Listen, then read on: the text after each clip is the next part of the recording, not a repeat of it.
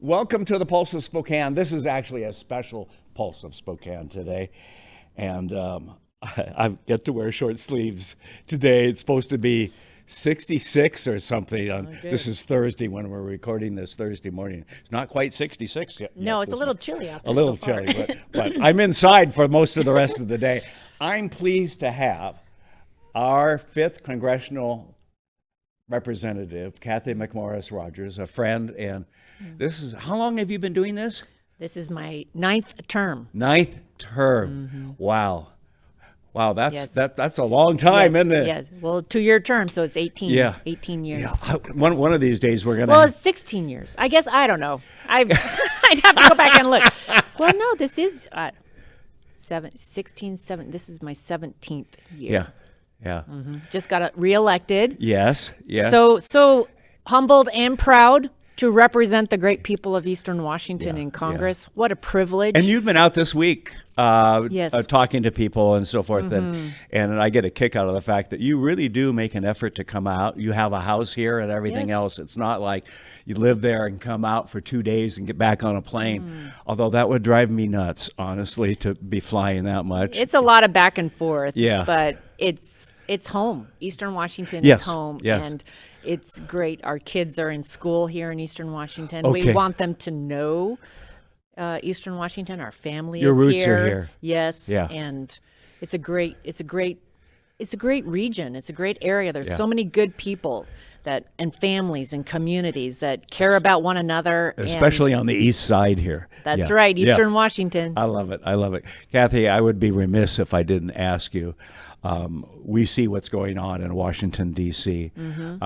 My term, craziness going on, an anti-American approach, finding fault with everything.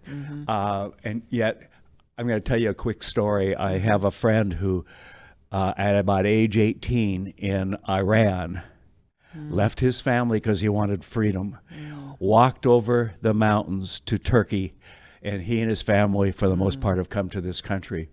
And last May, when we had all of the things going on, and even here in Spokane, I said to him, what is going on with our country? And he said, I come from a country that's 2,500 years old. We're still a baby. I'm worried about our baby right now. Are you? This has been a difficult time, no doubt about it. Yeah. It's been a difficult time. We went through a difficult presidential election. Yes. It was extremely close. The Democrats have control in Washington, D.C. right now, but it's by the skin of their chinny chin chin, right? I never thought that the Republicans would lose both seats in Georgia. So there's a tie in the Senate. In the House, interestingly enough, Speaker Pelosi's governing as if they won seats and have this big mandate. But no, the Republicans picked up 15 seats in the House. Yeah. And we'll control the House in a year and a half, 2 years from now. Most likely. Yeah. And if I wish I could introduce you to some of the freshman Republicans in particular, because to your point, it's Maria Salazar out of Miami, who is Cuban descent, right? And speaks with passion about freedom and free markets. Yes. It's she's seen it. Yes. Victoria Sparta out of Indiana, freshman Republican who grew up in the USSR and has come to America and has lived the American dream. Yes. And when she speaks with authority. It's two Korean-born businesswomen out of Orange County, California, Young Kim and Michelle Steele, who, they love America. Yeah. This America that has been a beacon of hope and freedom for people all over the world. America where you're not defined by where you come from, but you're empowered by who you can become. This is the greatest experiment in self-governance that the world has ever known. And yet right now you have a socialist agenda that is being driven through the House, passed in the Senate, and put on the president's desk, and he's going to sign it all.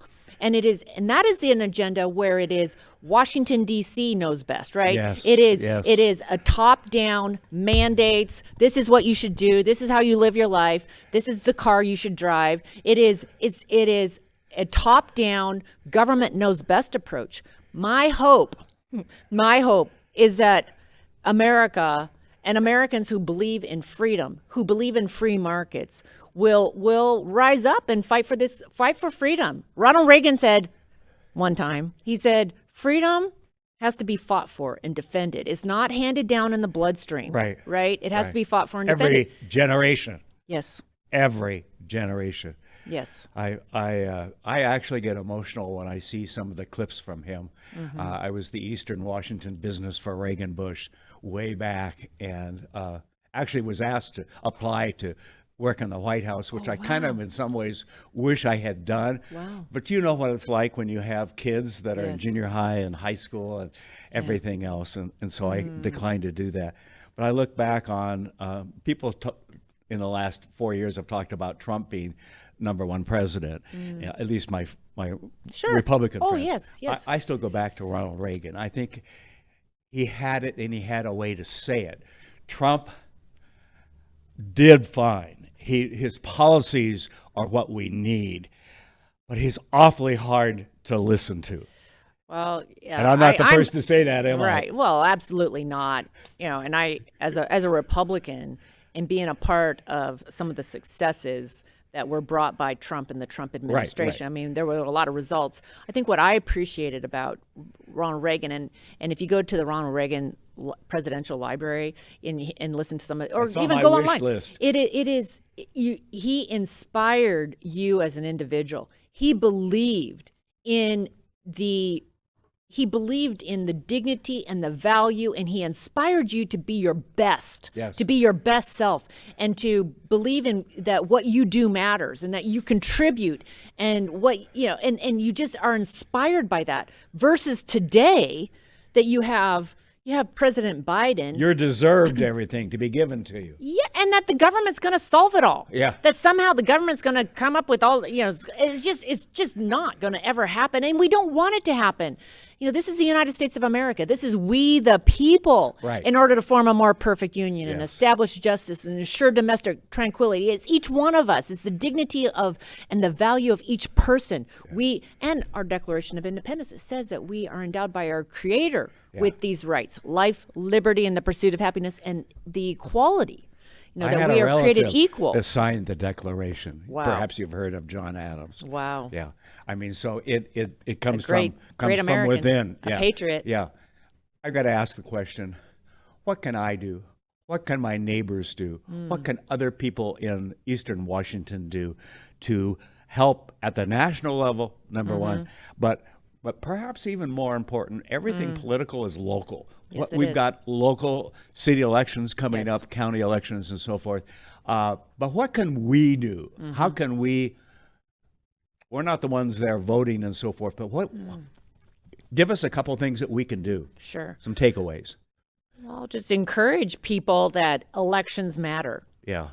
Elections matter. And who runs for office, who's elected, who runs for the school board, Yes. who Yes. runs for city council. Right. It matters.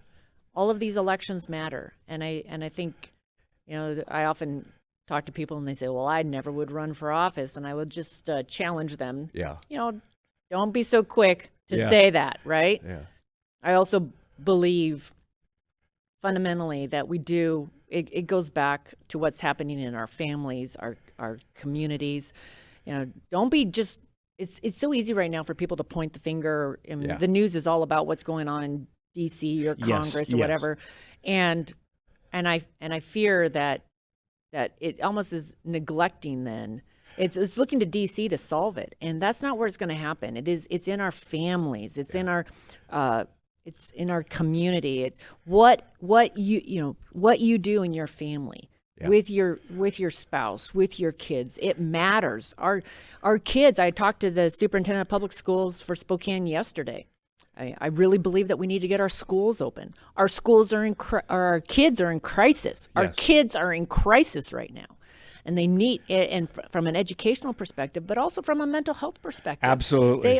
They are depressed. They're turning to drugs and alcohol and substance abuse and the emergency room, the increase in suicide attempts. I mean, this is frightening what's going on in our families and in our community. And so I encourage people to just really look at in their own family where those needs are. And Right. we need strong families. We need strong communities. Right.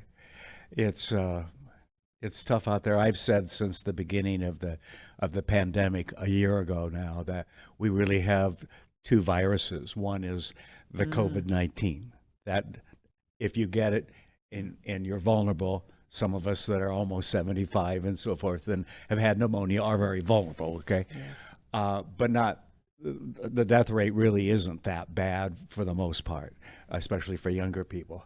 So we have that virus, but we have also had, and it's now coming loud and clear, the virus of suicides and the things Yes. that you were talking about. Yes. We're starting to see that. Yes. I'll tell you, and I won't mention names because public will know who I'm talking about. I have people that I check in with every day, okay?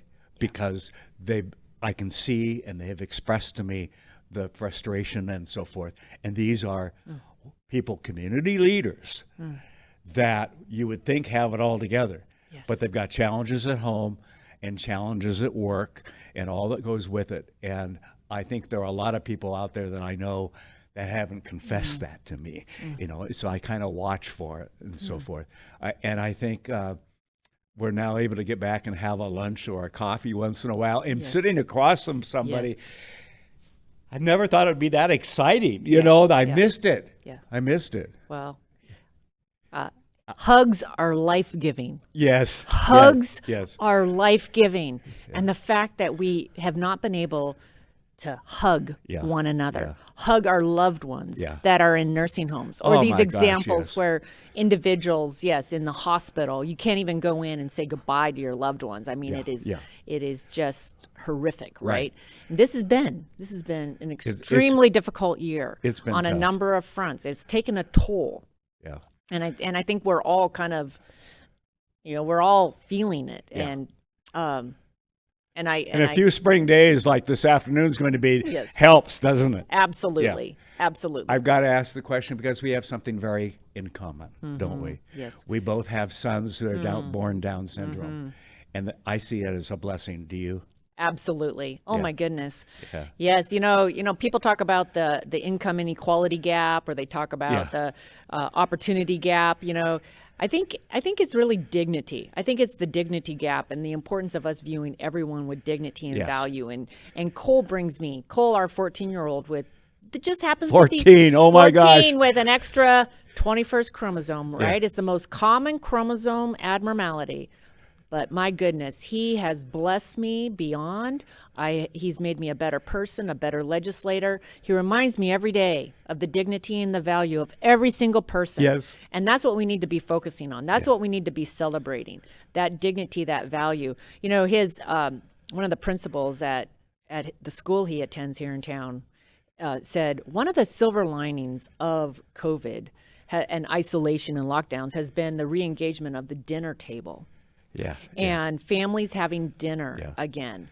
And as simple as that was, it really is, I think, a really important insight that we all need to be a Connect. part of a community. Yes. If COVID has created this, we've been isolated and locked down, but we need community. Right. And gathering around a dinner table every day, you're reminded to check in with one another. How are you doing? What's going on in your life? Right. And that dinner table is really foundational to dignity and value, and knowing that you belong and that you have a place in this world and that you're cared for. Yeah. Right? Yeah. And so I think we need to be thinking of those things that we want to make sure we don't let go of also as we're coming out of this.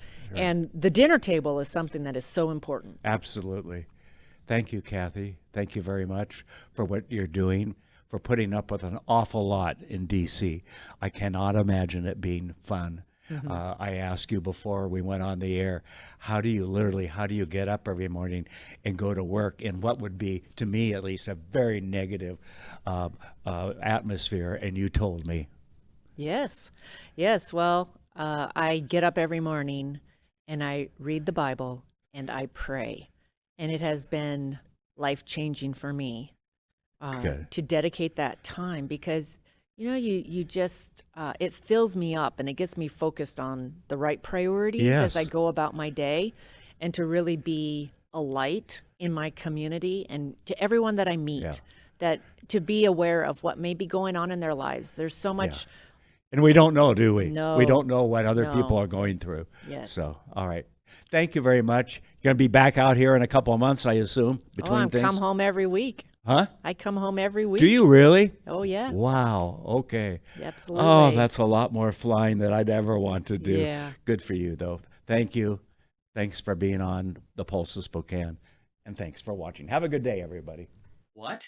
You haven't been to the library lately? Stop in today and see that the library is more than books. Spokane County Library District facilities feature on-site technology, including Wi-Fi, computers, and printers, as well as free use of meeting rooms. The Library District offers events and programs for all ages, from story times to career development and employer classes to Social Security workshops. Our staff is well trained and happy to help. Find out more about your library at scld.org. Welcome to Tom Sawyer Country Coffee. Tom Sawyer Country Coffee only roasts the finest organic coffee for our signature blends. Enjoy a cup at our coffee shop and local businesses and organizations across the region. I'm Tom Sawyer and we choose the Pacific Northwest. Hi, this is Kurt Stockwell with Well Dressed Walrus. We are a local website design and development company here in Spokane.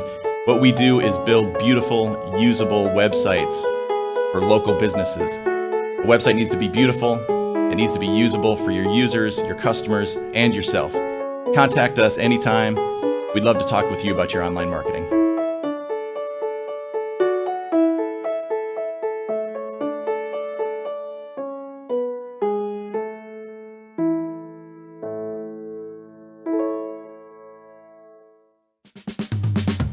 Thanks for watching this episode of The Pulse. We are where you are. Check us out on any of these other platforms as well as our website. This show is sponsored by Local 29 Firefighters Union, Homes for You, and Apex Cannabis.